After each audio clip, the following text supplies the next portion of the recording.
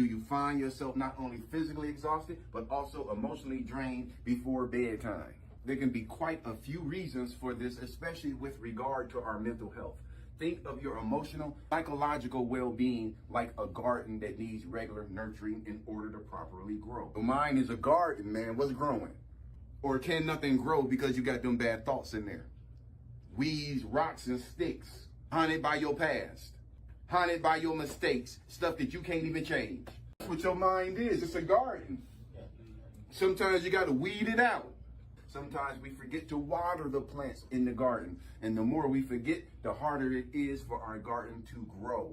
We can pick up bad habits and negative routines that initially feel harmless, but over time can fester on the inside. So, Will, Yeah. you have to do that constantly. All the time, man. That's gotta be- All the time. Because imagine if you didn't go out to your garden for 2 weeks. Oh, that'd be done. Come on. You got work to do now. Yup, you lost a lot of stuff. Yeah, you got catch up to do.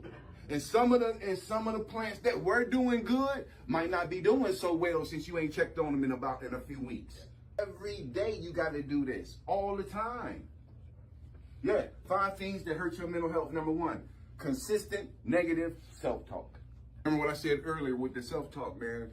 Other people can say certain things, and we've all had people say things that hurt us. Some of us had things that were said when we were young, and we still think about it, and it hurt us.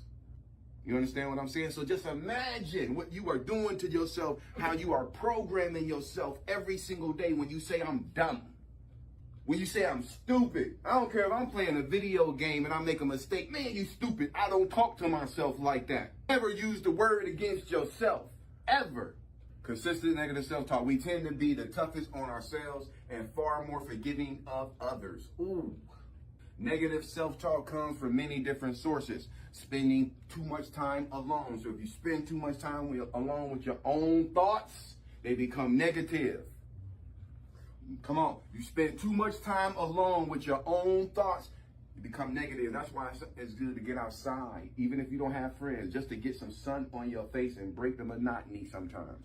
So spending too much time alone, hanging around too many negative people can cause you to have negative self-talk. Hanging around negative people can hurt your self-talk. Also, either way, bad thoughts can be overwhelming. Negative self-talk can sometimes be such a normal part of your daily life that you may not even realize you're doing it. And the more you do it, the more harmful your thoughts become. The more toxic you talk to yourself, the more that stuff starts to snowball. 5 things that hurt your mental health. Number 2, lack of exercise. You got to get physical and active, man. But I'm telling you right now, if you really want to feel good about yourself, start exercising. Y'all know what they say, you don't use it, you lose it. Physical exercise has been proven to help with controlling weight and can help against health conditions and diseases.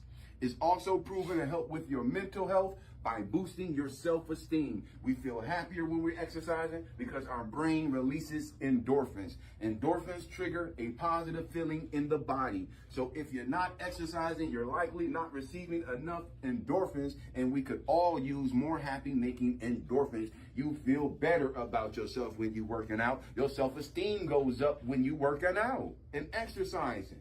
5 things that hurt your mental health. Number 3, unfulfilling job. That can crush you.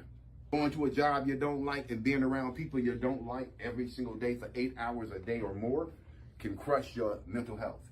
It's a great feeling when you have a steady income, but having money or not can often be a big stressor in our lives. Money in the bank on a consistent basis can definitely lower your anxiety, especially when the bills are paid and the rent is covered.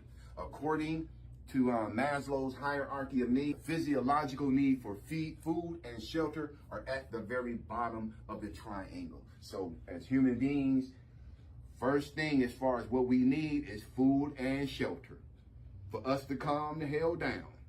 Because we don't know where our next meal coming from, and we don't know where we're gonna lay our head. We're gonna have a lot of anxiety until we figure it out. You're not going to be peaceful. You're not going to be able to relax. You're not going to be able to get comfortable unless you drugging. And you're not really peaceful. You're not really relaxed. You're just high or drunk. And then once you come off that high, and once you come off that drink, you're going to be like, oh my God. Yeah.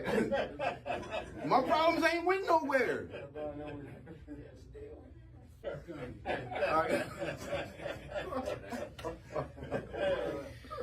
All right, so up and feeling job. It's a great feeling when you have a steady income, but having money or not can often be a big stressor in our lives. Money in the bank on a consistent basis can definitely lower your anxiety, especially when the bills aren't paid and the rent is covered. According to Maslow's hierarchy of needs, the physiological need for food and shelter are at the very bottom of the triangle. The second level is safety and security. So once you find out where you're going to stay and you got your food figured out, where's my security and where's my safety?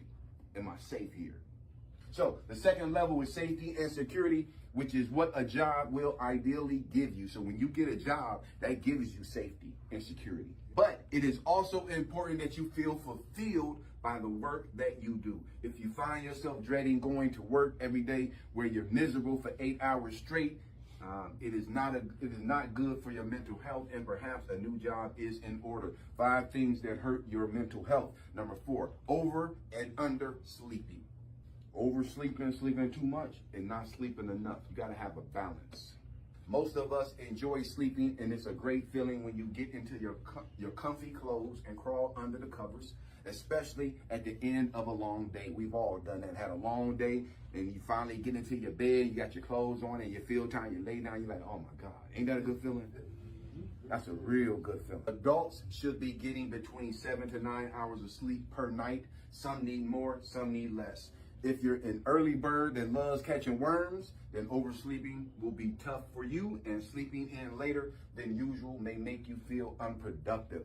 If you tend to undersleep, your entire body usually feels it, and when your body doesn't feel so great, your mind doesn't feel 100 either. You may struggle to get the simplest of tasks accomplished because you're so fatigued. It's important to get the right amount of sleep so we can take on the next day at our best. 5 things that hurt your mental health. The final one, number 5, your living space. Can't have a junky living space, because a raggedy, junky living space is an example of what's going on up here. Go around somebody's house, they be like, how you doing? Like, I'm fine. I'm doing real good. Okay, I'm gonna come visit, but you can't never go visit. When you finally go over there and they got a hoarder situation in their house, they not fine. I'm telling you. Their mind is everywhere and nowhere.